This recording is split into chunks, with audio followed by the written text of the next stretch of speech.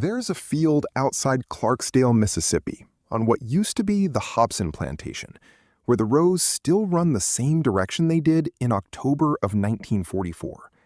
Nothing was harvested by hand here after that month. Before it, 40 to 50 people would have moved down these rows at dawn, dragging 9-foot canvas sacks behind them, picking bowls one at a time until dusk. After it, one machine did the work of all of them before lunch. The machine was red, International Harvester red, the same red that showed up on hay balers and combines and manure spreaders across 100,000 farms. And it is the reason that a way of working the land that had existed essentially unchanged since before the Civil War ended inside of about 15 years. Nobody in Clarksdale that October morning called it a funeral, but it was one. International Harvester's red was not chosen carelessly. It was chosen to be visible across a field at distance, to be recognized from a truck window on a gravel road, to say, the way a brand of overalls or a make of shotgun said, something about who you were and what you trusted. In the Mississippi Delta by the 1950s, a farm running IH equipment was known by its equipment before anyone knew the family's name. That red is the thread this whole story runs on. It shows up at the beginning in the machine shed at Hobson. It shows up again 15 years later, rusting quietly outside gins that no longer needed to gin nearly as much cotton because nearly as many people weren't growing it by hand anymore. To understand what happened in that field in 1944, you have to go back further than the machine itself, back to 1902, when the McCormick Harvesting Machine Company, founded decades earlier by Cyrus McCormick on the strength of his father's reaper, merged with several rivals to form the International Harvester Company. IH's business, for its first decades, was built on small grain, wheat, oats, corn, country that could be worked with a horse-drawn reaper, and later a farmall tractor. Cotton was different. Cotton did not want to be picked by a machine, and everyone in the industry knew it. The reason was structural, not sentimental. A wheat stalk ripens all at once, in a single window. You cut the whole field the same week. A cotton ball ripens unevenly, plant by plant, and even ball by ball on the same plant, over a stretch of 6 to 10 weeks. Machines are good at doing one thing over and over. Cotton needed judgment, someone walking the row, feeling which balls were ready, leaving the rest for next week. For 150 years, that judgment could only be supplied by a human hand. And in the Cotton South, that meant it was supplied overwhelmingly by black sharecroppers and tenant farmers, working under a system that tied their debts, their housing, and their children's schooling to the length of the picking season. Inventors had been trying to break that dependency since at least the 1850s. Samuel Rembert and Jedediah Prescott patented a mechanical cotton picker before the Civil War. It never worked reliably. Dozens of patents followed over the next 70 years, and dozens failed because the machine kept doing the one thing a person's hand never did. It damaged the bowl, or picked the leaf trash in with the lint, or crushed unopened bowls it should have left alone. The men who finally cracked it were two brothers from Texas, John and Mac Rust, who by the early 1930s had built a spindle picker design, rows of thin, moistened, rotating barbed spindles that twisted cotton fiber off the bowl without tearing the plant apart. They demonstrated it as early as 1933. It worked. And by most accounts, John Rust deliberately slowed down commercializing it, reportedly telling associates he didn't want to be the man who threw hundreds of thousands of sharecropping families out of work in the middle of the Great Depression. International Harvester, which had been developing its own spindle picker design in parallel through the 1930s and early 1940s, had no such hesitation once the economics of wartime labor shortages made the case for them. The Hobson Plantation, owned by the Hobson family and managed with an unusually close relationship to International Harvester's engineers, became the proving ground. In the fall of 1944, IH brought a small fleet of its new one-row mechanical pickers, mounted on farmall tractor chassis, painted in that same recognizable red, into the Hobson fields, and for the first time anywhere, picked an entire commercial cotton crop by machine, start to finish, with no hand labor at all. The numbers that circulated afterward became a kind of legend in agricultural circles. A skilled hand picker, working a full day, could gather somewhere in the neighborhood of 150 to 200 pounds of seed cotton. IH's mechanical picker, running continuously, was reported to do the work of 40 to 50 hand pickers in the same day. Some contemporary accounts claimed closer to 100, depending on the field and the stand of cotton. Whatever the precise multiple, the arithmetic was not subtle. A crew that had needed 50 or more people to bring in a harvest now needed one operator and one machine. A journalist named David L. Cohn, who covered the Delta for national magazines and had grown up in Greenville, Mississippi, watched the Hobson demonstration and wrote what became the most quoted line to come out of it: that the machine, in a single day, was doing something to the social structure of the South more significant than anything since the invention of the cotton gin itself. He understood, watching it, that this was not a story about a piece of equipment. It was a story about a labor system 100 years in the making, coming apart in front of him. The machine itself was unglamorous to look at. A boxy red picking head bolted to the front of a tractor, with rows of rotating spindles reaching into the plants. But to a farmer who had spent every fall of his life managing a crew of 40 or 50 people through 6 weeks of exhausting, injury-prone labor, it represented something close to a miracle.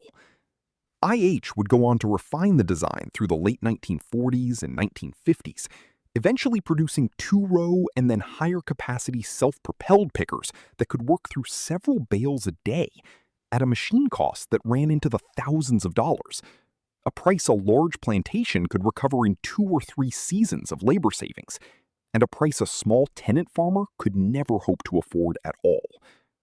That gap between who could buy the machine and who could not turned out to matter as much as the machine itself. The mechanical picker did not arrive into a stable system and knock it over by itself. It arrived at the exact moment several other forces were already pulling at the same thread.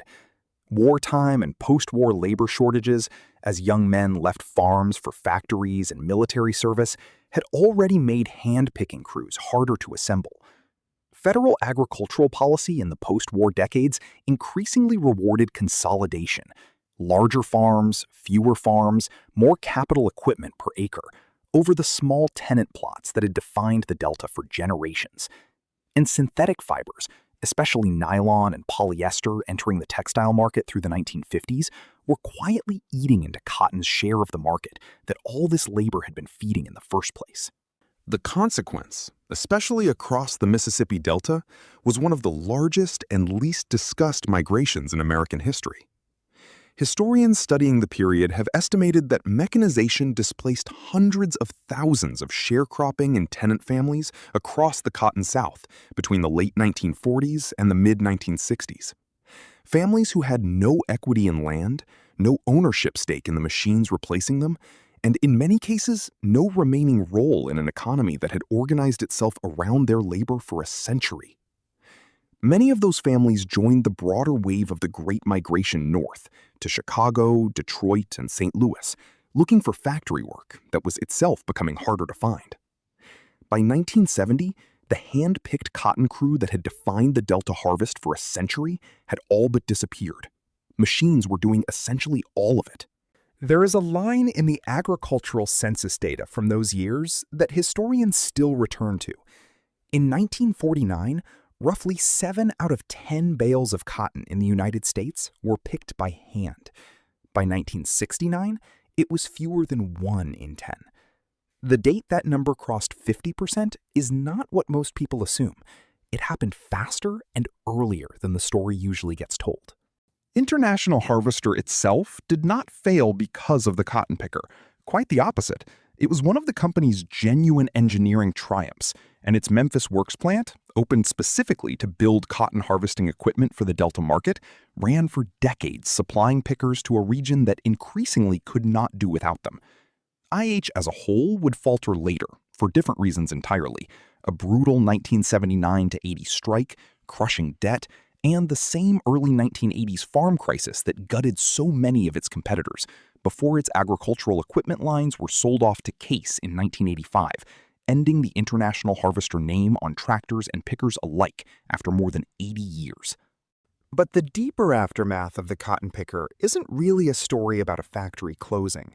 It's a story about towns that never had a factory to lose, because the crop they grew stopped needing a workforce at all. Drive through the small delta towns that supported cotton sharecropping economies, places in Kawama, Bolivar, and Sunflower Counties, Mississippi, and you find population figures that tell the story better than any plant closure could. Many of these towns have lost 30, 40, even 50% of their population since the 1950s. The gins still standing are fewer and larger, running a fraction of the hours they once did during peak season, because a fraction of the workforce brings in the same crop, or a larger one, in a fraction of the time. The last hand-picking crews working in the Delta on any real commercial scale were mostly gone by the late 1960s. Nobody held an auction for that. There was no single day the last bag of hand-picked cotton was weighed on a Delta scale. It simply stopped happening, quietly, farm by farm, until the people who remembered doing it were the only ones who could tell you it had ever been the normal way. What survives now is mostly memory, and machines kept running by people determined not to let the memory go.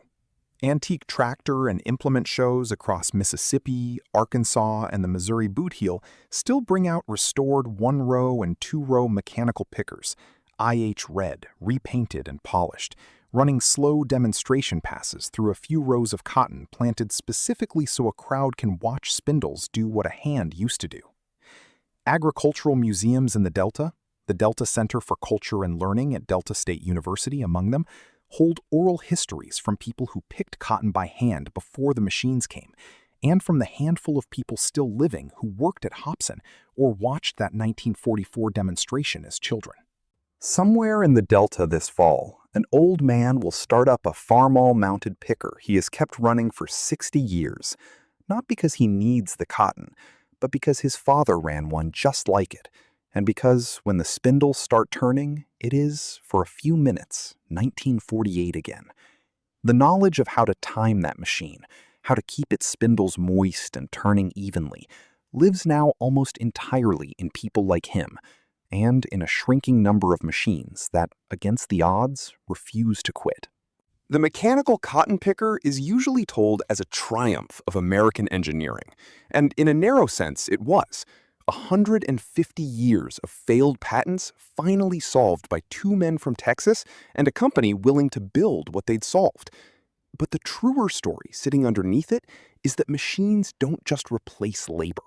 They replace the people who supplied it, and the towns those people lived in, and the whole social arrangement that had been built, however unjustly, around needing them there every October.